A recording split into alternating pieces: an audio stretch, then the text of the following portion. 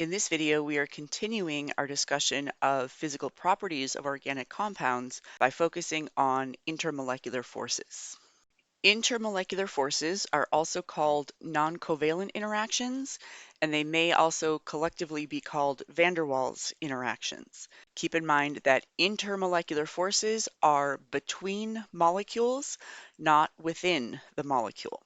Now, the types of intermolecular forces depend on the compound. If we look at dimethyl ether, for example, let's think about the shape of this molecule because that's important in terms of overall polarity. We know that oxygen has two lone pairs, so it must be sp3 hybridized, which means it's going to have a tetrahedral shape with respect to all electron groups, and therefore it will be bent. So here's our O. We don't have to worry about the shape when it comes to the methyl groups. Each methyl will also be tetrahedral, but the hydrogens aren't going to make a difference.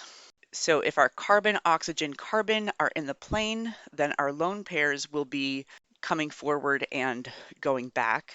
But let's think about bond dipoles. We know that oxygen is more electronegative than carbon, so we'll have a bond dipole like this and a bond dipole like this, resulting in a molecular dipole like this. So we can say that dimethyl ether has a molecular dipole, or we could say it has a dipole moment or a permanent dipole. Now let's try to think about how one molecule of dimethyl ether interacts with another molecule of dimethyl ether. And we're going to get really fancy here and represent dimethyl ether as a blob. And so we're going to have a partial negative where the oxygen is and a partial positive where the methyl groups are. Now, this molecule can line up with another molecule where the partial plus of one molecule is going to be close to the partial minus of another molecule. And so when we have a permanent dipole, we have dipole-dipole interactions, where the partial plus of one molecule is attracted to the partial minus of another molecule. So our first type of intermolecular forces would be dipole-dipole interactions. So what we discussed already in terms of bond dipoles and molecular shape to determine a molecular dipole, this becomes important in trying to determine whether a certain molecule can have dipole-dipole interactions. Next, if we take a look at water, again, this is bent with respect to the atoms because oxygen is tetrahedral with respect to all electron groups. Now, oxygen compared to hydrogen, we have a really big dipole. So a strong bond dipole, leading to a molecular dipole. But in the case of water, we have an especially strong dipole. Rather than representing molecules of water as a blob, let's just write out water. But remember, we have a partial minus, partial plus, partial plus. So one molecule of water can line up with another molecule of water and another molecule of water and another molecule of water. Here's our partial minus, partial minus, partial minus, partial plus, etc. And here we have interactions between the partial minus of one molecule with a partial plus of another molecule. And these types of interactions are often drawn as dotted lines. With water, this is a special case of dipole-dipole interactions, where we have an especially strong dipole and a very effective network of interactions. And this type of intermolecular force is called hydrogen bonding.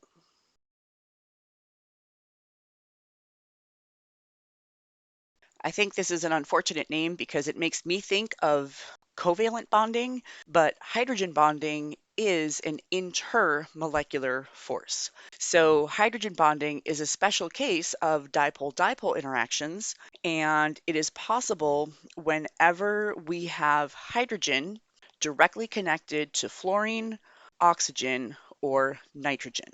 Notice the hydrogen must be directly connected to the fluorine, oxygen, or nitrogen. Just having a hydrogen and an oxygen in the molecule is not sufficient. The hydrogen has to be connected to the oxygen for hydrogen bonding to be possible. Now, thinking back to the functional groups that we learned about, we know that hydrogen bonding then is possible, okay, with water itself, but it's possible with any alcohol or with carboxylic acids. And a hydrogen connected to a nitrogen, we have that in certain types of amines. So hydrogen bonding will be prevalent in alcohols, carboxylic acids, and some amines, for example. Coming back to dipole-dipole interactions, these are going to be possible in ethers and other amines and many carbonyl-containing compounds, whether we're talking about ketones or aldehydes or esters, for example. What about intermolecular forces in hydrocarbons? On the previous slide, we saw dipole-dipole interactions in a special case called hydrogen bonding, but hydrocarbons have no significant dipole. So what holds these molecules together with each other?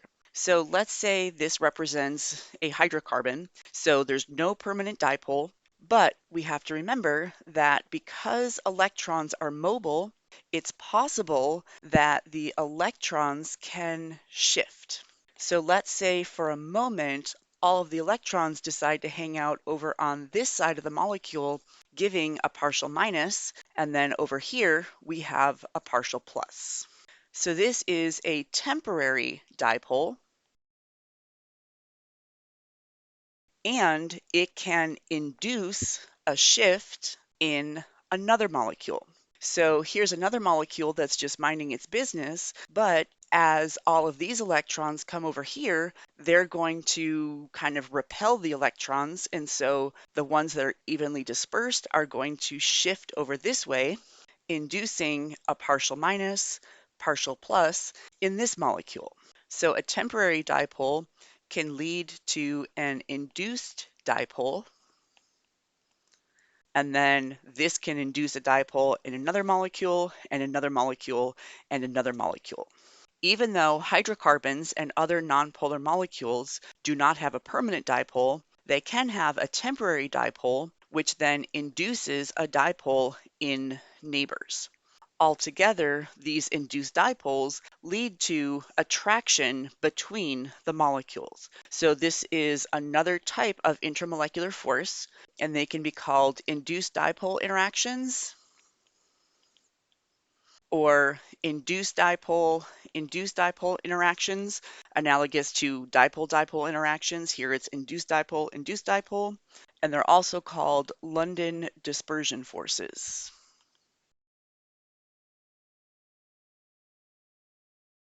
So any of these descriptions can be used. Now let's compare a few different hydrocarbons. So this has 3 carbons, 5 carbons, 7 carbons, and because they're hydrocarbons, we know that only dispersion forces are possible.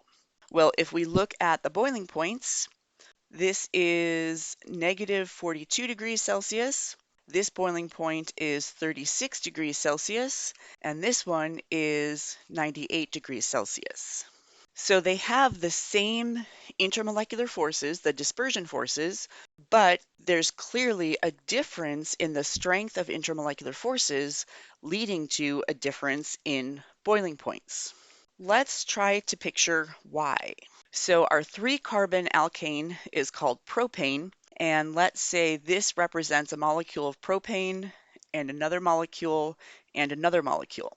And here's our induced dipole interactions.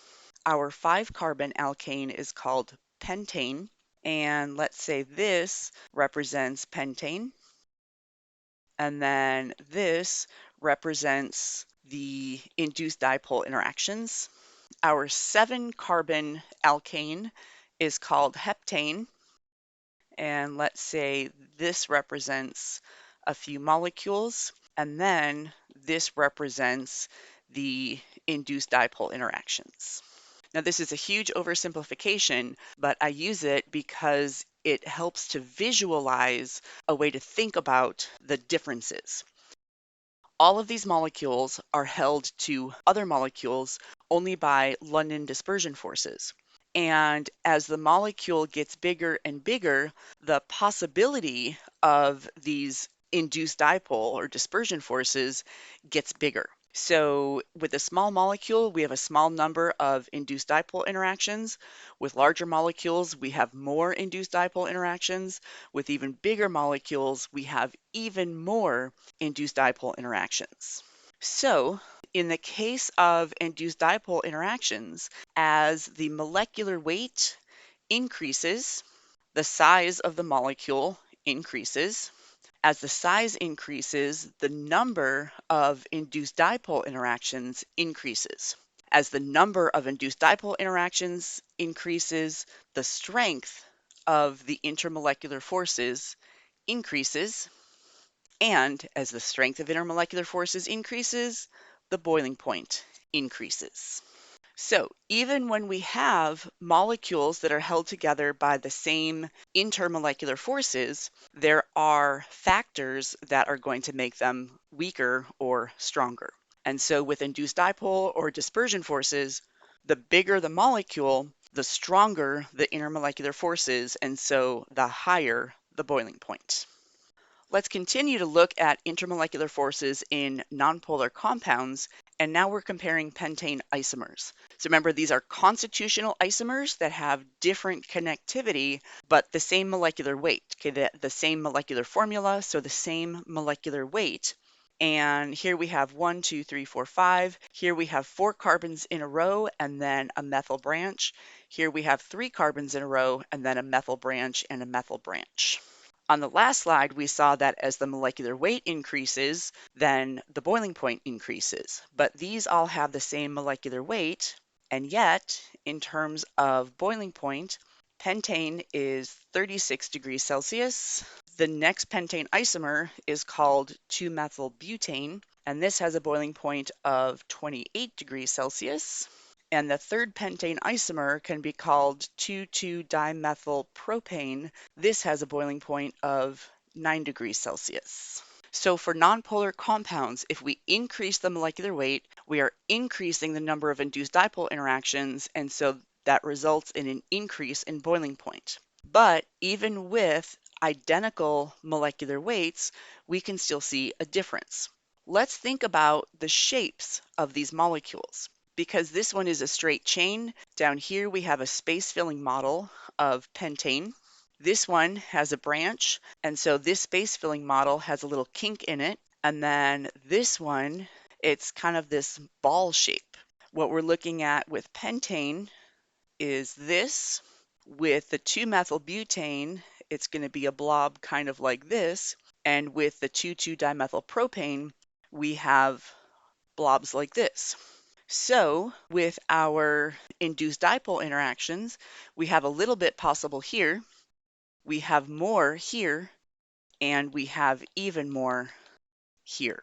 So for molecules with the same molecular weight, the surface area has an impact on the boiling point. That's because as the surface area increases, then the number of induced dipole interactions increases. So the strength of the intermolecular forces increases, and so the boiling point increases.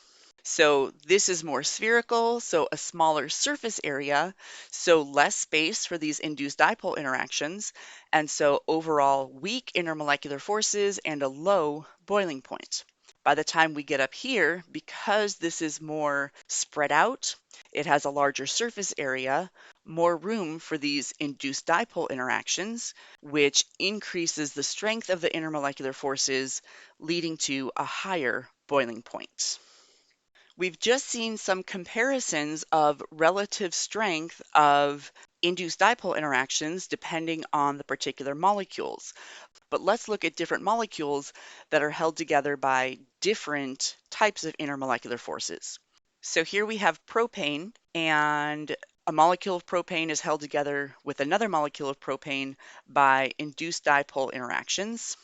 Dimethyl ether is held together with another molecule of dimethyl ether by dipole-dipole interactions. And ethanol will be held to another molecule of ethanol by hydrogen bonding, right? No dipoles, so only induced dipole interactions. Here we have a bond dipole, and when we consider the shape, we know that there's a molecular dipole, so we have dipole-dipole interactions.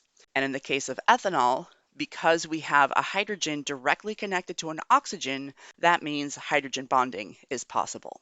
Now, if we look again at the boiling points of these compounds, propane has a boiling point of -49 degrees Celsius. Dimethyl ether, its boiling point is -24 degrees Celsius, and ethanol has a boiling point of 78 degrees Celsius. So what this shows us is that induced dipole interactions must be the weakest because they can be broken with the least amount of energy. Dipole-dipole interactions are stronger than induced dipole interactions because more energy is required to break apart the dipole-dipole interactions.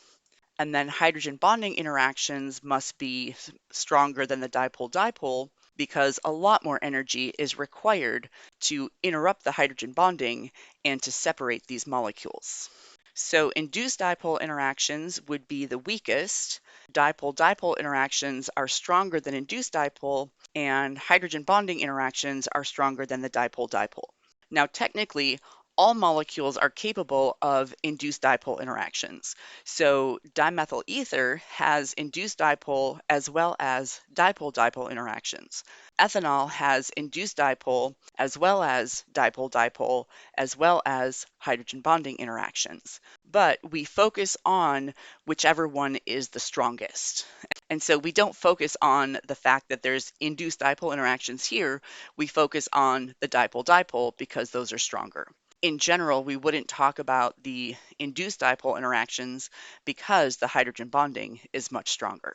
There will, of course, be some exceptions. We'll come to those later. So as we think about the relative strength of intermolecular forces, hydrogen bonding interactions are the strongest, followed by dipole-dipole interactions, followed by induced dipole interactions, or dispersion forces. Now, as we compare the following pairs of compounds, we're looking at ethane compared to methanol.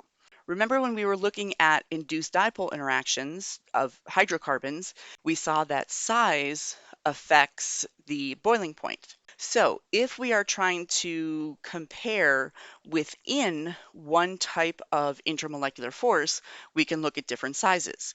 But if we're trying to make comparisons between different intermolecular forces, then we want to stick with the same molecular weight, or as close as possible in terms of molecular weight.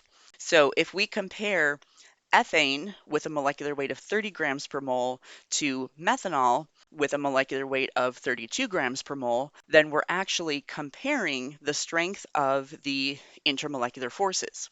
Now this compound over here has 10 carbons and it weighs 142 grams per mole.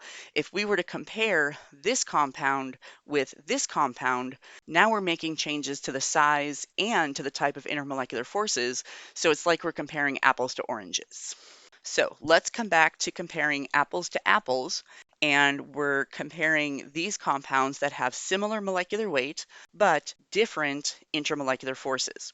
Ethane would be held together by induced dipole interactions, where methanol would be held together by hydrogen bonding. And the boiling point of ethane is -89 degrees Celsius compared to 65 degrees Celsius for methanol. So we're looking at a 153 degree difference. So the the hydrogen bonding is significant and it makes a huge impact on the strength of the intermolecular forces. Now, if we look at this pair of molecules, 142 compared to 144 grams per mole, once again, this molecule would be held with other molecules by induced dipole interactions, and then this one is capable of hydrogen bonding. And for these molecules, the boiling point is 174 degrees Celsius compared to 215 degrees Celsius. So between these two compounds, our difference is 41 degrees. Here, hydrogen bonding led to a 153-degree difference. Here, it's only a 41-degree difference. So the hydrogen bonding is a little bit less significant in this case. So we have to think about the big picture. This part of the molecule is capable of hydrogen bonding, but the rest of this can't do hydrogen bonding. So a lot of this has to settle for induced dipole interactions. Another way to think about it is that when we have a large molecule, even though it's only capable of induced dipole interactions, a lot of induced dipole interactions really add up, leading to a relatively high boiling point. So now we have defined the different types of intermolecular forces, and we've seen some examples of making comparisons. So we need to keep in mind the relative strength of intermolecular forces, and we also have to consider the different things that impact the strength of intermolecular forces, especially when we're talking about induced dipole interactions. So if you are asked to predict the relative boiling points, for example, or to predict whether something will be soluble in water or soluble in an organic solvent, then what you want to do is take a look at the compound and identify what type of intermolecular forces is possible. If you're making a comparison between two compounds that are both held together by induced dipole interactions, then you want to look at the size, and if that's the same, then you want to look at the surface area. So by taking these into consideration, as well as the size and then surface area, we can make a lot of comparisons and predictions about physical properties.